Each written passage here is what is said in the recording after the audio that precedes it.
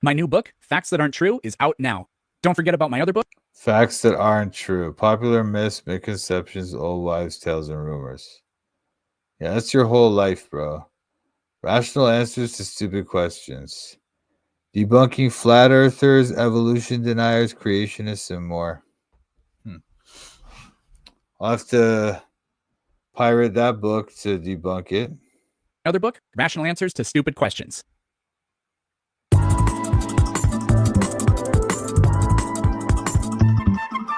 I look around me, I see the complexity of the universe. I think that because of this complexity, I deem that there's a creator. I think that the biggest thing for me is a personal belief, and I think that the way that complexity, I deem that there's a creator. If God is outside of time, then he existed for 0 seconds. Yeah, that checks out. So dumb. He's beyond time, man. It's like the eternal moment. He's eternal, you absolute idiot. I think that the biggest thing for me is a personal belief, and I think that the way that I feel while praying to God, going to church, that's something that is undeniable for me, and I think it's a lot of Christians as well. But I also know that a lot of people with other beliefs feel the same connection with their God. So I'm at a point right now where I know that there is verses in the Bible that I don't necessarily They put this wicked stuff. Like, this guy's got his wicked stuff coming on this thing, on his little talk thing. People are wicked, dude. They just mock everyone. They don't, like, by the fact that these people feel the need to mock people who disagree with them, that tells you right away that they're just idiots, yeah? Deemed to be morally correct, but I do have this feeling with this personal connection with God, and I think that the complexity of the universe points me to believe in this God as well. Okay, well, let's start with well, we can do one of two ways. We can start with the evidence that you think points to a God, or we could start on the other end and talk about the specific God, the God of the Bible. Which one would you like to do?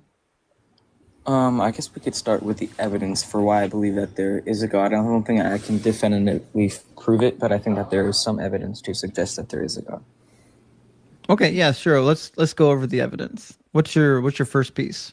Yeah, so I just think the complexity of the universe, the constants that we see, the universal constants in particular, that if any one of them changed by a slight factor, the world would cease to exist. So I think this is evidence to suggest that there is a God. I just don't think that the precision we could see could come about by accident. I think it coming from a Big Bang or eternal universe is just not likely. And I think it's just as likely for a God to have done this. And I'd rather put my faith in a God than mere chance. So what would universes not made by God look like? I think that just based off my own knowledge, if there was in the universe created by not a God, it would not have any form of structure. I don't think that there would be humans with this kind of intellect engaging on social media as we are right now.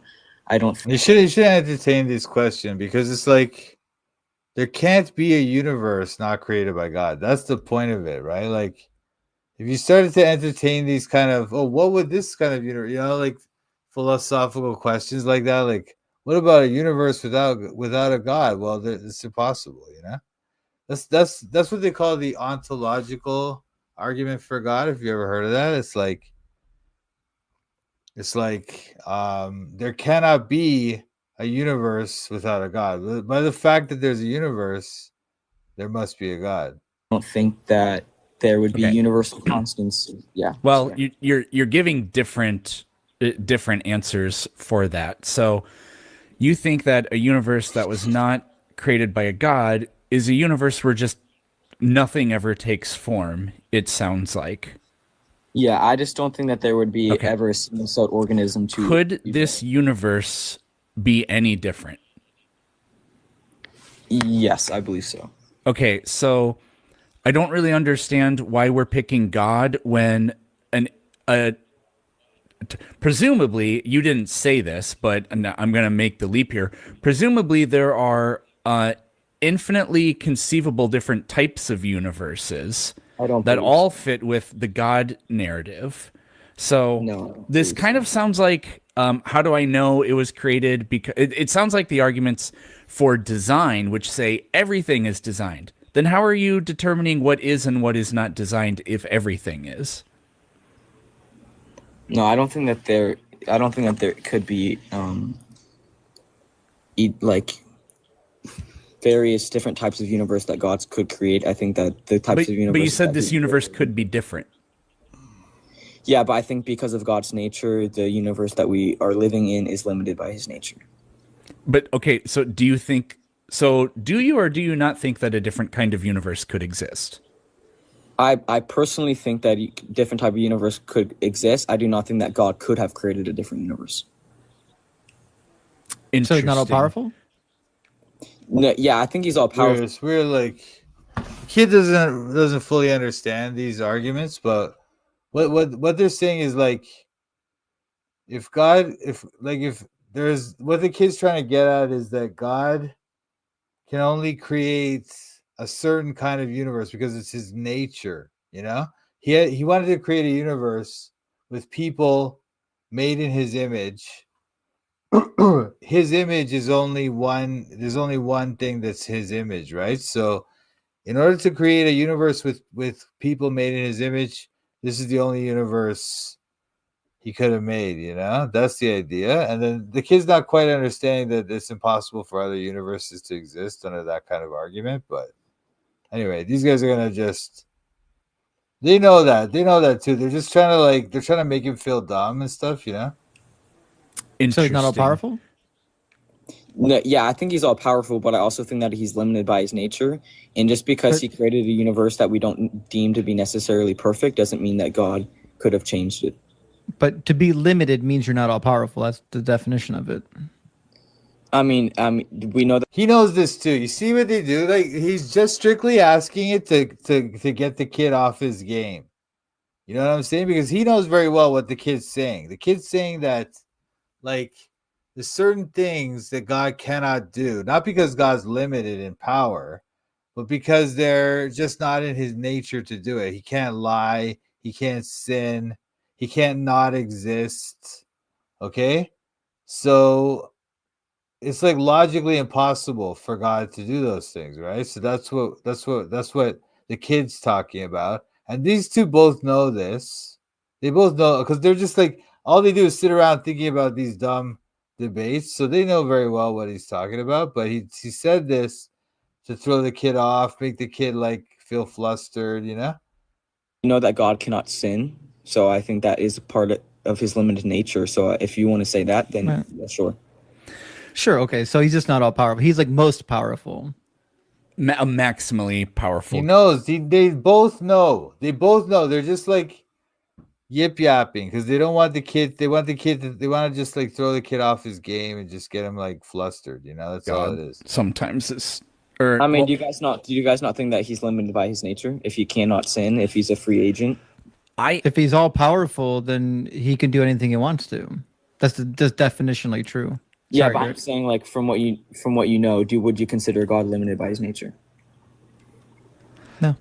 See what he said? Like, oh, if he's all powerful, he can do whatever he wants, and that's definitional. No, well, obviously, even that is qualified, right? Because like, we're not trying to say God can do something that's logically impossible, such as like making a square circle, right? God can make a circle. He can make a square.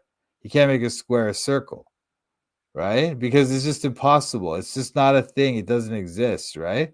So it's not like, and he knows this. Like I say, man, anyone who's debated atheism and stuff like this, they know this. They know what the kid's talking about, exactly what he's talking about. But they're trying to throw him off. They're grown men talking to some kid, trying to bully him, basically intellectual bullying, you know? This kid's like, this guy's playing the hard, like, oh, I don't know what you're talking about, but you're wrong. And then this guy's playing like the whole roll the eyes, oh, another one of these guys. He's acting like he's bored, you know? This is all like part of the act, you know? Sympathetic to the idea that God like has omni abilities but can't do something that's like logically impossible. Now, if you like, God can't make a square circle. Now, if you want to say that God can't sin and that's a logically or that's a logical thing, then that's kind of a different conversation.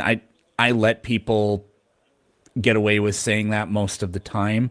That's not really the conversation we're having here, so it's not Yeah. really that big of a deal to me. But go on. Yeah, so I also believe that God has free will, and since we're made in His image, we also have the ability for free will. And with this free will comes, since we were made in His image, I think that He's also limited by His free will, where He's not just doing actions that He doesn't have the power not to do. He is freely doing them as well. Okay, is it okay if we go to back to the universe before we talk about free will? Yeah. Okay, so apart from like the design arguments or whatever, you brought up that, well, we live in a universe Why with does complex. these guys always talk like this? Like this guy's like, why does this guy sound like a woman? Why does this guy talk like a woman? Why do these people do this, man? They're so like effeminate and weird and nerdy. You brought up that, well, we live in a universe with complex life or whatever. So how do you deal with the anthropic principle that if there is an observer looking at the universe can't not look like it was intentionally designed for observation? You're saying that it doesn't look like it was designed? No, I'm not saying that. I'm telling you, if observers are observing the universe, then they can't really come to any other conclusion other than this universe has the property of like being observable by us. Yeah, I'm not exactly sure what point you're trying to make. Well, this is it's a puddle thinking that it's a miracle that the pothole it's in is shaped like the puddle is the most appropriate analogy. Any observer, any universe where observation is capable of being made, the observers are going to think that this universe was intentionally structured that way. But can't you see how that's not necessarily the case? A universe that exists where there is no God would also be a universe that observers can make observations in? Yeah, I definitely think so. And I think that's the reason that people choose to believe in whether or not. Well, I think the question is more like, why would the universe be observable? And not we don't mean observable in the sense like you could see things, right? But it's like observable, like why should it be knowable? Why should it have like universal rules, like universal laws of physics and stuff like that, right? Why is that the case? Why is everything like mathematically predictable and everything? Why would the universe be that way without a God? If it was just random, if it was just random things just randomly happen and that's why we're here, why would that be? First of all, why would anything? That's why before the Bible and stuff, they didn't really have science the way we didn't have this kind of like what we call inductive science, where you can run an experiment and then kind of after you see the experiment, you assume that okay, everything's going to be like that in the future. That's because we assume that there's one God, so there's one rule, one sort of law of nature, right? But if there's no God, why would we assume that? There's no reason to, yeah. Anyway, There is a clear. So then, if a possible universe with observers that have the ability to do that can exist absent a God, then how are we delineating, or how are we like diagnosing or whatever this universe as a product of theism or deism? Yeah, so I think that the universe definitely can exist without the existence of a God. I think it would be a little harder to explain the billions of galaxies and the vast structure that we see in the. oh man, these kids go into that. Like, look, why should we exist? Why should we? I don't think he should even make this concession that the universe could exist without a God. Why should we believe that? We see the universe, there's nothing in the universe can create or destroy matter or energy, right? Nothing can do that. That's one of the laws of our understanding of science and physics, right? Nothing can create, nothing can destroy. So the only way something could create the universe, the only way the universe could exist is because something created it. So that it requires a God, you know. But if you make this concession, then that there could be a universe without a God. Well, then now they're gonna have you like now they're gonna like switch it to their argument, you know. In the universe. Why? I definitely think that it is plausible, but I think that Yeah, Why does the existence of like many galaxies and whatnot, why did that increase the likelihood of a God? I don't understand how it wouldn't, to be honest. I think it cheapens our existence. And so if you believe in a personal God, and if you believe that the most important message ever revealed to conscious creatures in the universe just so happened to have been revealed in this tiny little pocket in the Middle East, despite everything that's out there, I think that really, really flies in the face of the logic of a personal God. I think that Christianity is spread all throughout the world, and I also think it's interesting that the universe is so big with these billions of galaxies, and yet we, as of now, are the only life form on Earth, and God even says that in the Bible that we are His most valuable creation. So I think Did you just say we're the only? You just said we're the only life form on Earth. I meant, I think he meant that knows about. Yeah. I mean, an intelligent life form, or yes, I meant to say that as of now, Earth is the only form. People on Earth and life form on Earth is the only kind of life that we know about extended from Earth. That sounds really bad, but sure. So, like, how is this evidence of God, though? What I'm guessing is you're just saying that the universe is so vast, and that's a reflection of this all-powerful creator's creative abilities. yeah, I mean, I think so. I think that's the majority of people who are Christian kind of hold. Actually, you know what? It's kind of backwards. Like I feel bad for the kid because he's trying to defend the worldview of like so-called scientists that claim all this stuff about the universe and stuff, right? He's trying to say that proves a God. But I mean, there's some arguments to be made there, but he's not like the mere fact that there's many galaxies doesn't prove there's God. And there is some points to what this guy's saying that actually this vast universe and then the Earth is just this tiny speck on the edge of a galaxy in there. It's like that kind of works against the idea of a personal God, you know? I'm not saying it disproves it, but it doesn't help the argument, you know. What he should do, the kids should start from the point that we have this universe here. It's been created. It's like a thing that exists, and nothing can create or destroy. So something must have created this, something supernatural. If nothing in nature can create or destroy anything, how did this universe come to be? You know, ideology as well, right? But can't a universe that's not created by God contain billions of galaxies? Hundreds of billions of galaxies? Yeah, and it definitely can. I'm saying I think that the probability of that is just as low as believing in a God. Okay, how are we doing? See, so you should have. So that the probability argument that doesn't help either. Like probability, you know. But the kid's going from this idea of like the Kalam cosmological argument, that kind of argument. So that argument is also like a built-in fail, by the way. Like that's why they try to get you on those things, because they try to get you into that. Atheists will be able to defeat you in the logic of those type of things, the Kalam cosmological, those type of things, right?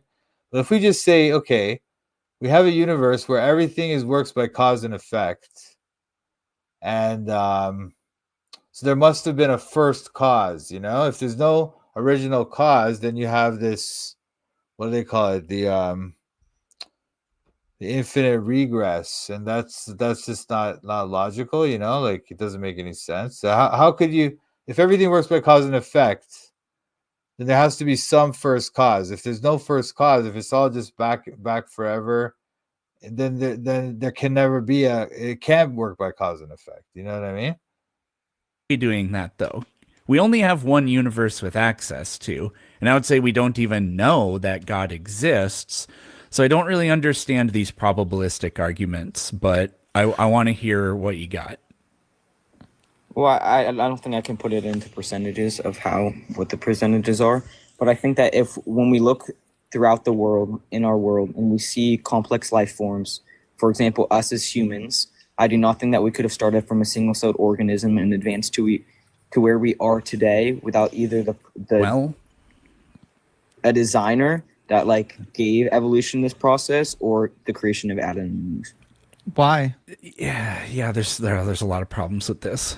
Well, Because of the course weird it thing can is go- like What is- sorry, I the missed that. majority of or a designer that like gave evolution this process or the creation of Adam and Eve. Why? Oh man. Now he's gonna go with that. So the kid's just like, I feel bad for the kid because he's kind of like he's still stuck in that world where he feels like he has to kind of believe science, quote unquote. So it's unfortunate for him. And then you can't make this type of arguments with these people like this. You know, they know their way around. Yeah. There's a lot of problems with this. Well, I because don't- like of the course weird it thing can is like the majority of like evolutionary biologists and the biology field in general disagrees. So I guess I'm trying to figure out like why is it that scientists tend to all agree that life did start without God, but for some reason non-scientists disagree? Do you think maybe the issue is that they studied the science and you didn't? No, it's not the issue at all. The issue is their so-called science fundamentally must begin with some kind of natural explanation. They are not allowed to propose a supernatural explanation. It doesn't fall within the realm of what they call science, right? Which is a philosophical error on their part, because we can still study the natural world with the assumption that there's some supernatural elements. There's no problem with that. But they come with their so-called science. They always assume that everything is natural. Everything has a natural cause. There's no supernatural cause. But once again, that's irrational too, because if everything's by cause and effect, and there's no supernatural cause, well, then what is the first cause? You know? That's why it's utterly dumb, this whole argument that these people make. Our Aquinas' argument from motion is good. Then with actual interesting. Has to be a fully actualized actualizer that can actualize the potency of all contingent things. Yeah. There has to be like a necessary being. That's what they say too. That's the word they use. Like we're contingent. That is, we depend on something else to exist, right? Like I wouldn't exist without my parents, so I'm contingent. I depend on something else for my existence. But there has to be one being who does not depend on anything else. Otherwise, nothing could exist, you know?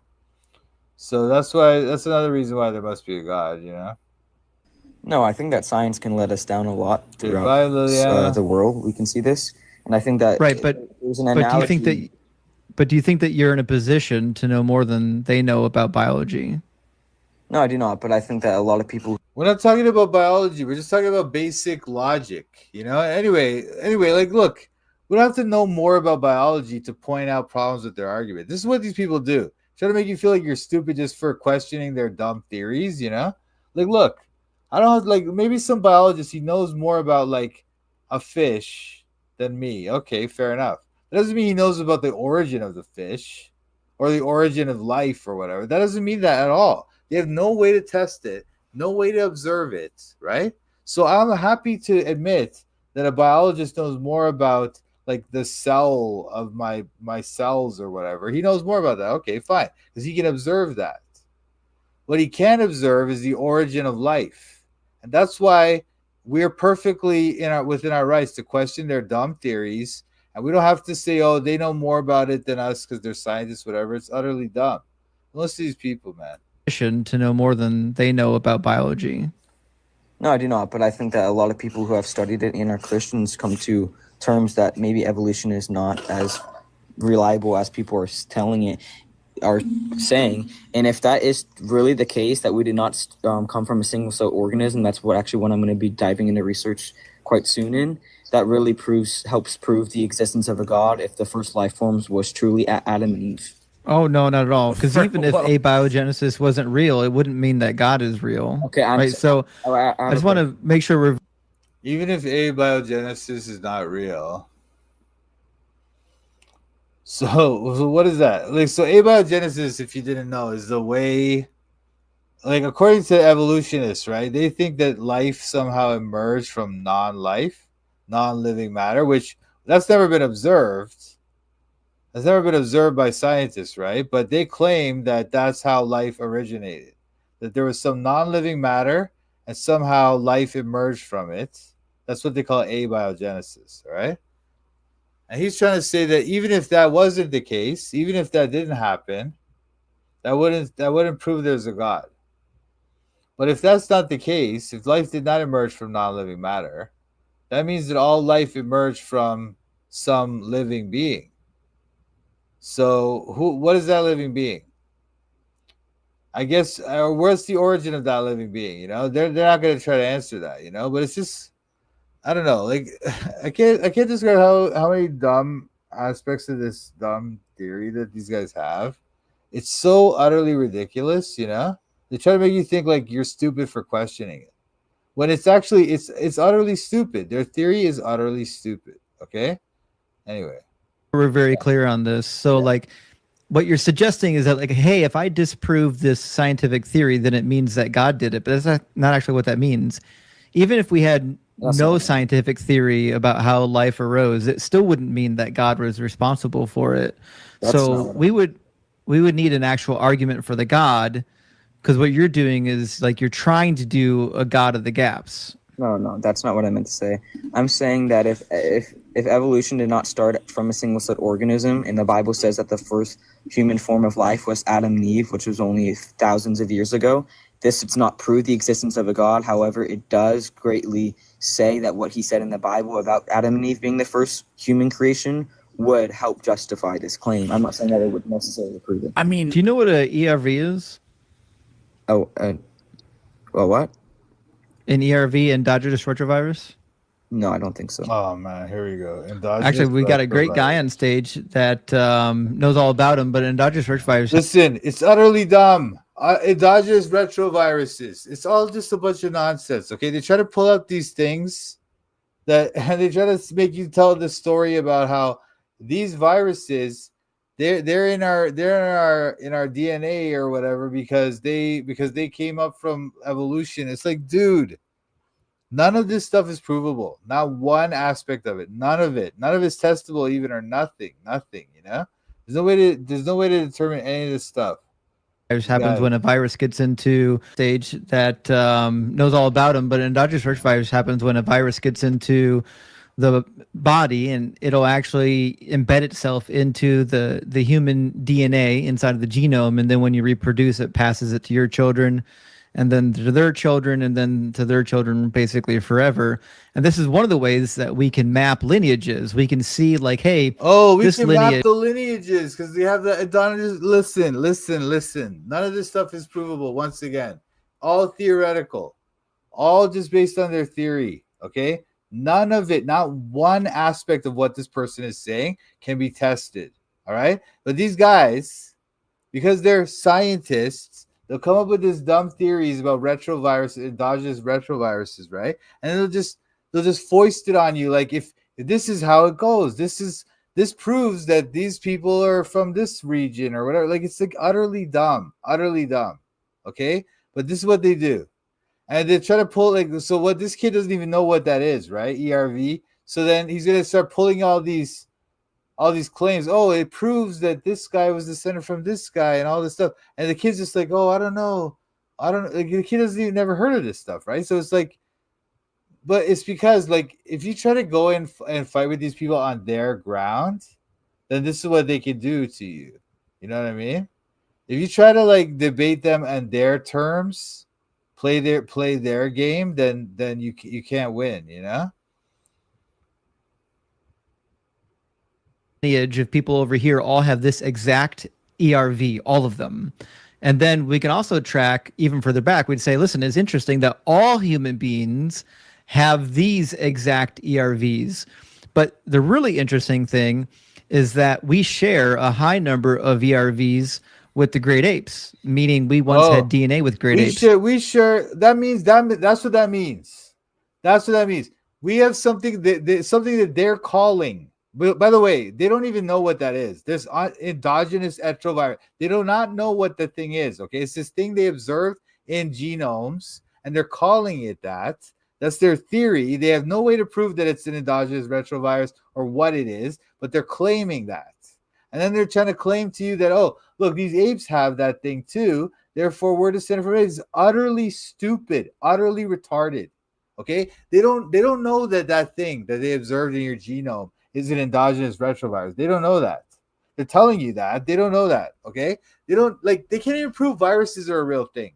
But they're trying to tell you that endogenous retrovirus, some ancient thing, or they're claiming it's it's utterly retarded, this stuff that these people say.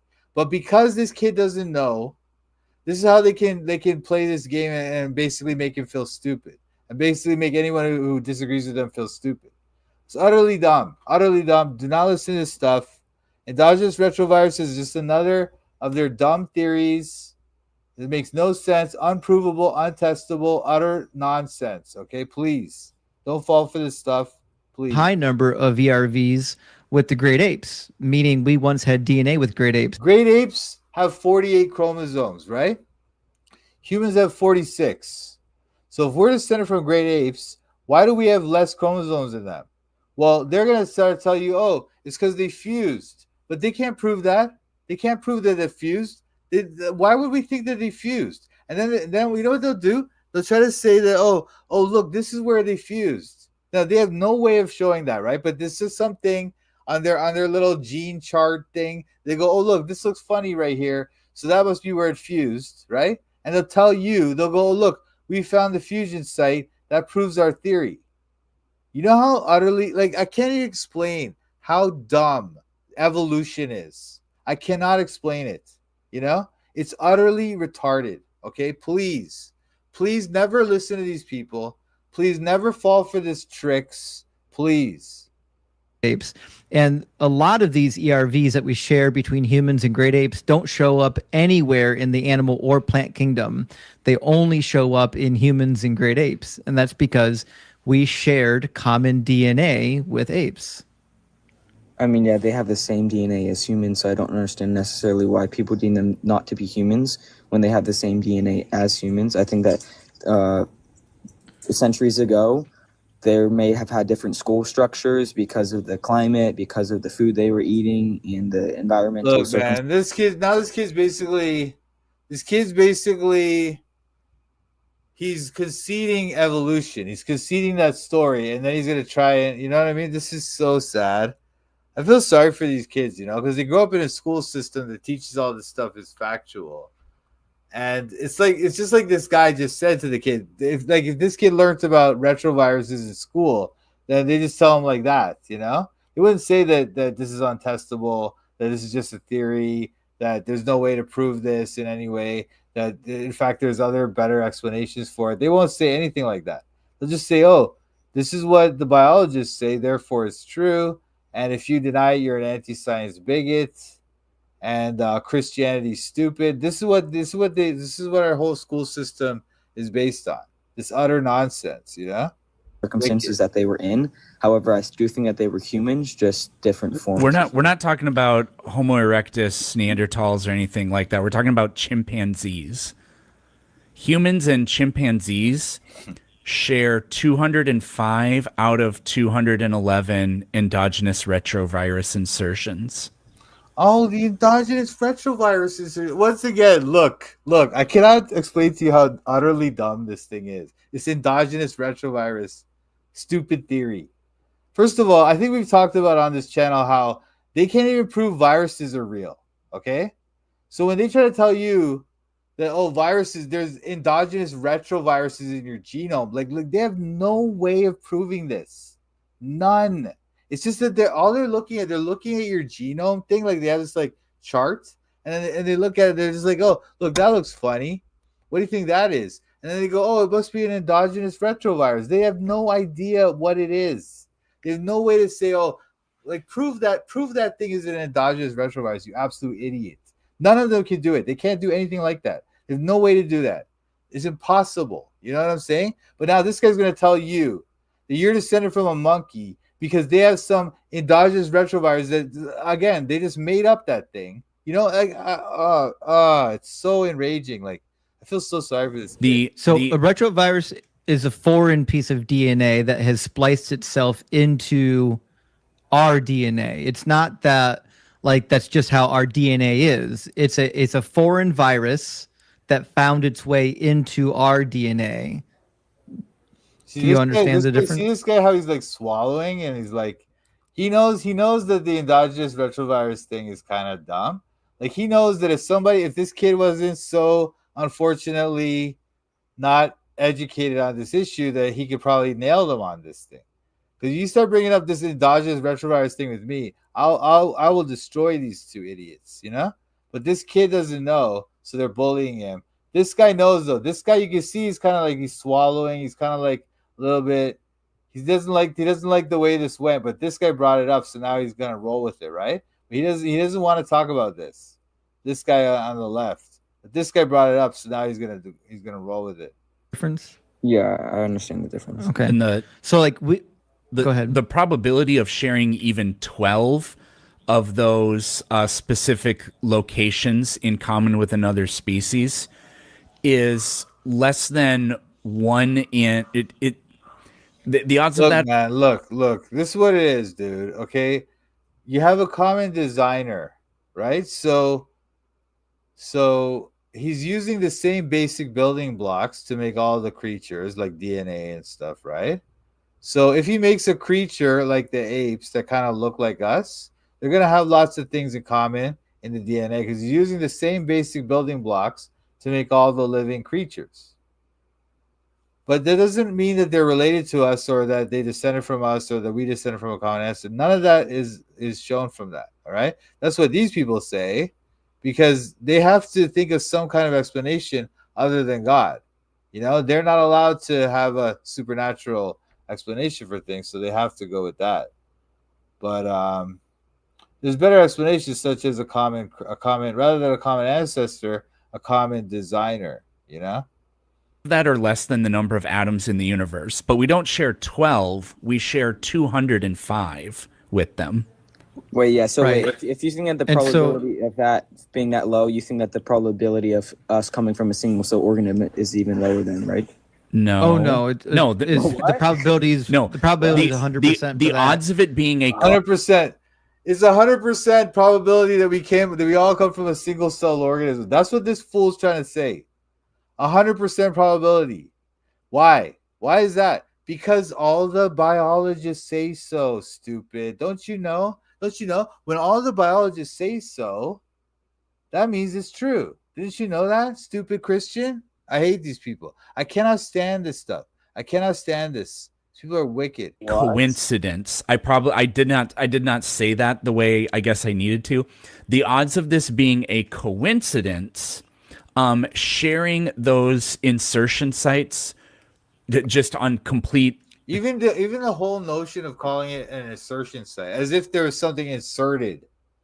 That's what they're trying to claim, right? But which, again, they have no way of proving that. There's no reason to believe. There's no reason to even believe that they are endogenous retroviruses. That's just their dumb theory, which, once again, is completely untestable. It's not even scientific because it's not observable. It's just some dumb thing that it's just like a story they made up. You know what I'm saying? And now they're trying to make you believe that this is an endogenous retrovirus. Utterly dumb. And now he's trying to tell you that, the odds of all these things coming together, 212 in that one, and like it's the odds are so crazy. Like, dude, like shut up, man. Sharing those insertion sites just on complete happenstance and not by through relatedness, which is how it gets passed down and preserved. That's why the odds are. That's the point of bringing up the astronomically low odds. Okay, wait, could you say that again so I can look into it? And I'm not saying what you're saying is untrue. Sure. Well, look, if you want to go to this odds thing, the odds of this, the odds of that, what are the odds? Like that's what the kids started with. The kids started with this thing about how they talk about like the universal constants. If there was like a little change in the universal constants, like the universal laws of whatever, if they were changed like a little bit, right? Then that means the whole universe would be like completely different, and we wouldn't even be alive, and the universe, like the sun would spin into the earth would spin into the sun and all this stuff, right? In their dumb model, right? So like that's another odds argument, right? But they just what they did when the kid brought that up, they just moved on quickly before they could even discuss it and started talking about like the question of whether like God could make another kind of universe and stuff. So they now they're going back to the odds thing. Oh, the probability of this happening with endogenous retroviruses or whatever. It's like I don't know, man. Like they're trying to use the odds argument now, right? But the kid had the first odds argument, but they didn't even acknowledge it. Anyway, who cares? Sure. So, if humans and chimpanzees share a common ancestor, that means that the evidence for that could be found in our DNA, in our genomes, because ancestry. Yeah, that's why you should explain to us. Why did they have 48 chromosomes and we have 46? You stupid, fake scientist or whatever you're trying to be. This absolute joke of a human. How do these people think? Like this guy's trying to tell you that because they have some so-called endogenous retrovirus that's fake, that they can't even prove that's what it is, right? That therefore you must be descended from them. But then when you just bring up the fact that they have 48 chromosomes and we have 46, they just start going about, oh, well, they fused. Well, what are you talking about? What did they prove that they fused? You can't. It's just like everything in their theory is just made up. Nothing is provable. Nothing's testable. It's not science. It's just a myth. This is the mythology. This is the new mythology. You know what I mean? Genetics is the study of ancestry. Basically, the only thing genetics can tell you is relatedness between organisms. Now, we looked at the genomes of humans and chimps. The only thing genetics can tell you is relatedness between organisms. What an utter joke. These people are wicked. Between organisms. Now, we looked at the genomes of humans and chimps, and our genomes are 98.6% similar. A lot of people know those numbers. 98%. Except they have 48 chromosomes, you absolute idiot. Explain that. Explain why they have 48 chromosomes. Can you explain that? You absolute clown. How dare these people? How dare these people talk? But these retrovirus things are extremely specific. Like Justin said, a virus infects somebody and its DNA gets permanently incorporated into their genome. And then eventually that... Look, man, like I was telling you guys, you can look up my video about viruses. Look, they can't even prove a virus is a real thing. Okay? They try to tell you, oh, we looked in the electron microscope, we can see the virus. No, they don't even know that that's a virus. It could be anything. It could be something else. It could be like there's this things called exosomes in our bodies. They look exactly like a virus. They try to tell you, oh, we saw it, so therefore it's true. Well, there could be something else. How do you prove it? Prove it. They don't know. They don't know one thing, man. And then they try to tell you that, like they found the retrovirus in their genome, right? But they can't even like take the genes out of a virus to show you that this is what the retrovirus would look like, or they cannot do that. They've never done that. So what are they talking about? It's just complete nonsense, I can't describe to you how dumb this stuff is. I really cannot. It's like, anyway. That individual reproduces enough times that genome sequence from that virus gets into literally in the entire population. Now, many of these retrovirus insertions are vastly ancient. But anyways. They're vastly ancient. How did you figure that out, scientist man? How did you figure out that the retrovirus insertion or whatever stupid nonsense made up name that you gave it? How can you prove that it's ancient? How can you prove that? You absolute listen, these people are wicked. Okay, these people are just wicked, false teachers. Right. There are 211 known retrovirus insertions that humans have. Chimpanzees share 205 of them. And so again, this guy's just like, he's just like not. This guy's like, yeah, you're stupid Christians. You know what I mean? Like this, like these people are wicked. I can't even, like, I don't even know. This is making me worked up now. Okay.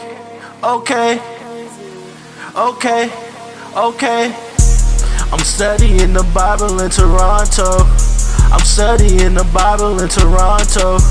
I'm studying the Bible in Toronto. I'm studying the Bible in Toronto. Studying the Bible with Mike and Pat. These other YouTubers are just so trash. Hit the thumbs up if you wanna support. Go follow Mike as he follows the Lord. I'm studying the Bible in Toronto. I'm studying the Bible in Toronto. I'm studying the Bible in Toronto. I'm studying the Bible in Toronto. You better watch out, Mike's calling out the shields. If you're not free grace, you need to sit down and chill. We're not hyper grace, you know we keep it real. Eternally secure, you know that we're sealed.